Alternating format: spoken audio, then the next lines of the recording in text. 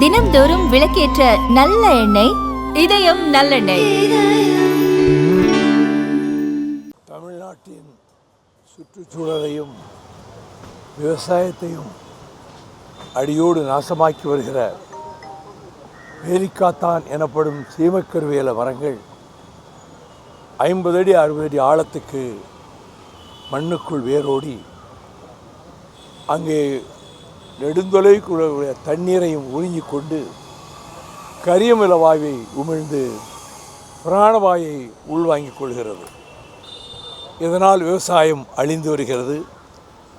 இந்த மரங்களுக்கு அடியில் ஆடு மாடுகள் போய் நிழலுக்கு கூட நிற்காது, பறவைகள் கூடு கட்டாது. கேரளத்தில் ஒரு இடத்திலே கூட இதை பார்க்க முடியாது. ஆனால் தமிழ்நாட்டில் இந்த சுற்றுச்சூழலை காப்பாற்ற வேண்டும் என்கின்ற அக்கறை மக்களுக்கு ஏற்பட வேண்டியது அவசியம் என்றாலும் அந்த அக்கறை யாருக்கும் கிடையாது.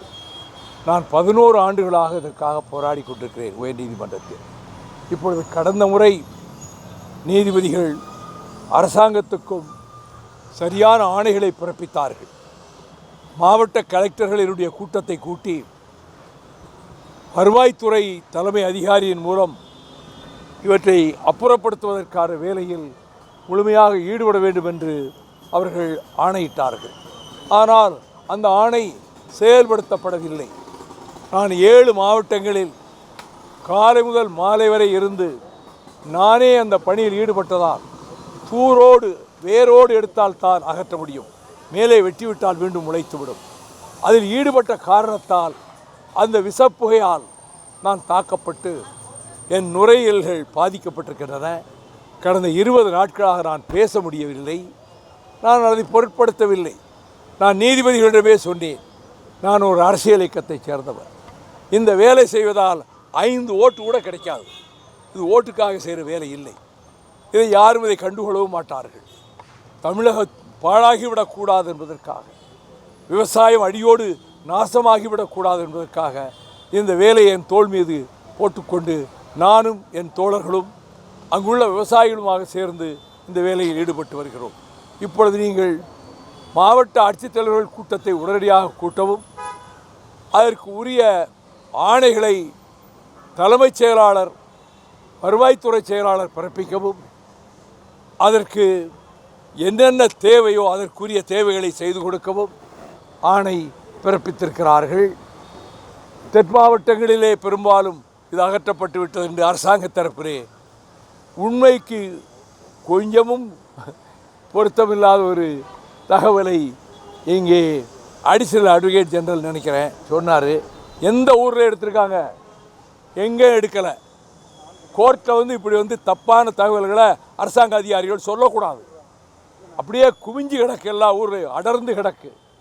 அகற்றணும்னா அது வார் ஃபுட்டிங்கில் எடுத்தால் தான் முடியுமே தவிர சும்மா ஒரு 2 இடத்துல போய் அப்படி எடுத்து விடுவோம் காட்டுற மாதிரி காட்டுறதுனால ஒன்றும் பயன் கிடையாது. ஆகவே இதற்கு நீதிபதிகள் மிகுந்த அக்கறை எடுத்திருக்கிறார்கள், சரியான ஆணைகளை பிறப்பித்திருக்கிறார்கள். அரசு இதை நிறைவேற்ற வேண்டும், இதை செயல்படுத்த வேண்டும் என்பதையும் நான் அரசுக்கு வேண்டுகோளாக உங்கள் மூலமாக நான் முன்வைக்கிறேன்.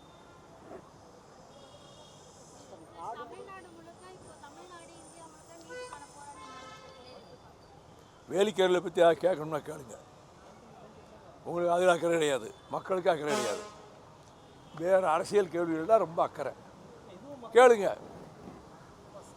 கேளுங்க தோழர், சொல்கிறேன். முழுக்க நாங்கள் ஆதரிக்கிறோம். முதல் நாள் போராட்டம் நடந்தபோது அடிபட்டு பாதிக்கப்பட்டு சுர்ஜித் பவனிலே சிகிச்சை பெற்று கொண்டிருந்த மாணவர்களை நானும் மார்க்சிஸ்ட் கம்யூனிஸ்ட் கட்சியினுடைய அகில இந்திய பொதுச் செயலாளர் பேபி அவர்களும் அங்கே நின்று நேரடியாக பார்த்தோம். நான் அவர்களுக்கு ஆறுதல் கூறினேன்.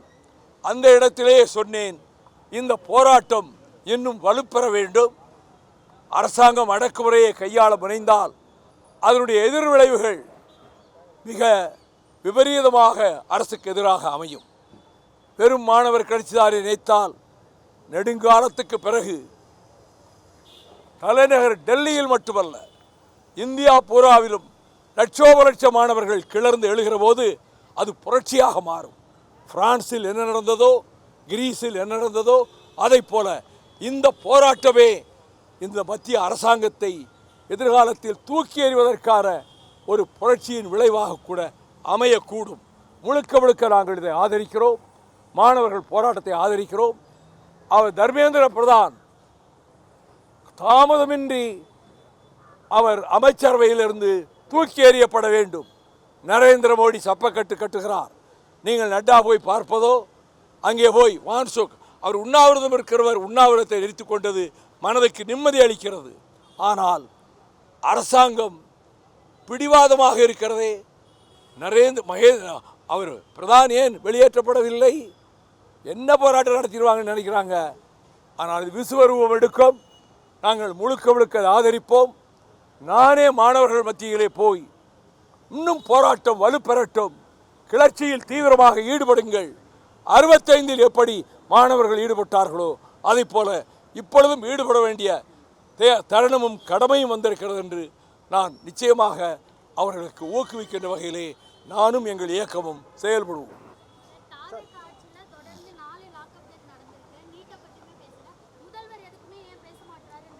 லாக்அப் பண்ணணும் எல்லா ஆட்சியிலும் தான் நடந்திருக்கு. இங்கே மட்டும் நடக்கலை. இதுக்கு முன்னாடி இதை விட அதிகமாக நடந்திருக்கு. இல்லை இல்லை, அதை விட மோசமாக ஒன்றும் நடக்கலை. இதை விட மோசமாக முன்பு நடந்திருக்கு. சார், நீட் விவகாரத்தை பொறுத்த வரைக்கும் போராடக்கூடிய மாணவர்கள் போராடல. டெல்லியில் ஒரு சிலர் ஊடுருவல் ஏற்படுனா ரவுடிகள் தான் போராடுறாங்கன்னு பாஜக மாநில தலைவர் நைனா நாயகன் குற்றம் சாட்டுறாரு. இது எப்படி பார்க்க வேண்டியிருக்கு? ஏன்னா மாணவர்கள் மனதுக்குள் ரவுடித்தனம் இருந்தால் இப்படிப்பட்ட வார்த்தைகள் வெளிவரும். நான் அந்த கலவரம் நடைபெற்ற இடங்கள் எல்லாவற்றுக்கும் சென்றிருக்கிறேன். 90 விழுக்காடு 99 விழுக்காடு மாணவர்கள் தான் இதிலே போராடினார்கள். பழியை சமூக விரோதிகள் என்றும் ரவுடிகள் என்றும் சொல்வது மாணவர்களை சமூக விரோதிகள் என்கிறாரா, ரவுடிகள் என்கிறாரா?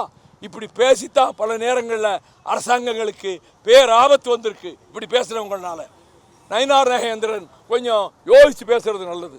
சார், டெல்லியில் போராடுறவங்கள மத்திய காவல்துறை, டெல்லி காவல்துறை எல்லாம் தாக்குதல் அடிக்கிறாங்க அப்படின்னு சொல்லி குற்றம் சாட்டுறோம். ஆனால் தமிழகத்தில் போராடக்கூடிய மாணவர்களையும் கல்லூரி வளாகத்திற்குள்ளே சென்று இழுத்துட்டு வரக்கூடிய காட்சிகள்லாம் பார்க்க முடியுது. காவல்துறை அத்துமீறி செல்வதை நாங்கள் ஒருபோதும் சகித்துக் கொள்ள மாட்டோம். காவல்துறை தங்கள் சட்ட வரம்புகளை மீறி அவர்கள் அத்துமீறி சென்று ஜனநாயக உரிமையின்படி போராடுகிறவர்களை அடக்க நினைத்தால் அது விபரீத விளைவுகளிலே தான் கொண்டு போய்விடும். அப்படி அதில் ஈடுபடுகிற அதிகாரிகள் யாராக இருந்தாலும் அவர்களுக்கு என் கண்டனத்தை தெரிவித்துக் கொள்கிறேன்.